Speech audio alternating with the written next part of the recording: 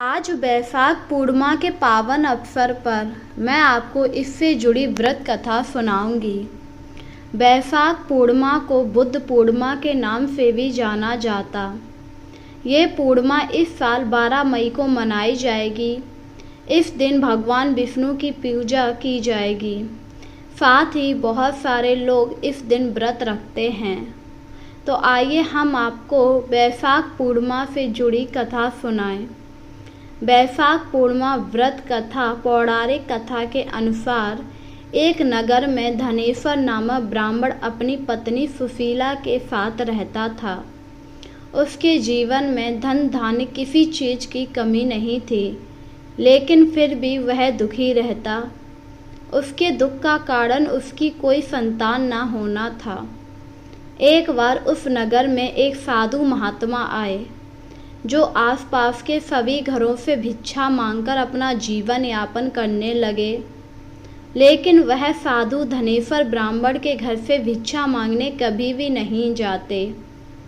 यह सब देखकर सुशीला और धनेश्वर काफ़ी ज़्यादा दुखी रहता। और एक दिन सुशीला ने अपने पति धनेश्वर से कहा, यह साधु सभी के घरों से भिक्षा मांगते हैं, सिर्फ हमारा घर छोड़ देते। आखिर ये साधु ऐसा क्यों करते हैं? इस पर धनेश्वर ने उत्तर दिया, मुझे नहीं पता, मैं स्वयं जाकर साधु महाराज से पूछूंगा। और एक दिन उन्होंने साधु से पूछा कि आप सभी घरों से भिक्षा लेते हैं, लेकिन हमारे घर नहीं आते, ऐसा क्यों? क्या हमसे कोई अपराध हुआ है साधु महाराज?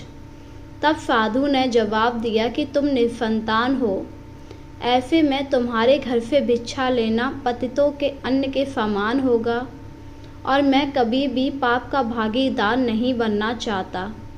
बस इसी कारण मैं तुम्हारे घर से भिक्षा नहीं लेता हूँ। यह सुनकर धनेश्वर बहुत ज़्यादा दुखी हुआ, लेकिन उसने साधु महाराज से इस दुख से मुक्ति पाने का उपाय पूछा।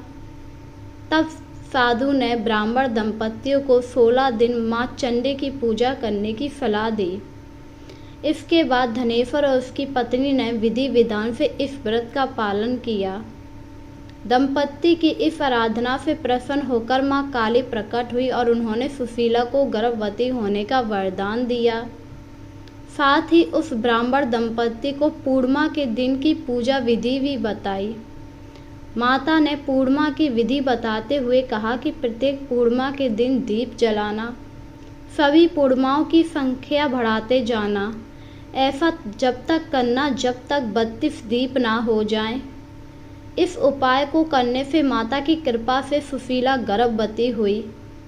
फलस्वरूप दंपति के यहाँ पर एक पुत्र ने जन्म लिया, जिसका नाम उन्होंने देवदास रखा। देवदास बड़े होने के बाद विद्या ग्रहण करने के लिए काशी गया, जहाँ उसका धोखे से विवाह हो गया। जब देवदास ने बताया कि वह अल्पायु है, फिर भी उसकी जबरदस्ती शादी करा दी गई। लेकिन जब काल देवदास का प्राण लेने आया तो वो उसे मार न सका। इसके बाद जब काल ने यमराज को जाकर बताया कि वह देवदास के प्राण लेने में असमर्थ है, तब यमराज इसकी वजह जानने के लिए भगवान शिव और माता पार्वती के पास गए।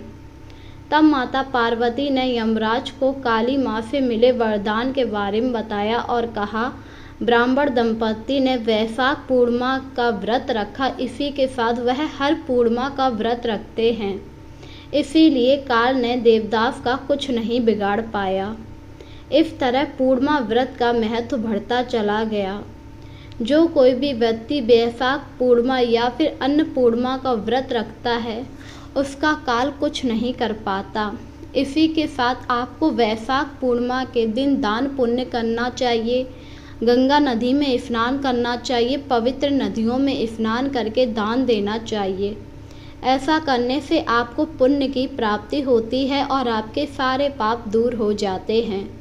इसी के साथ आपको इस दिन सत्यनारायण की कथा अवश्य करनी चाहिए।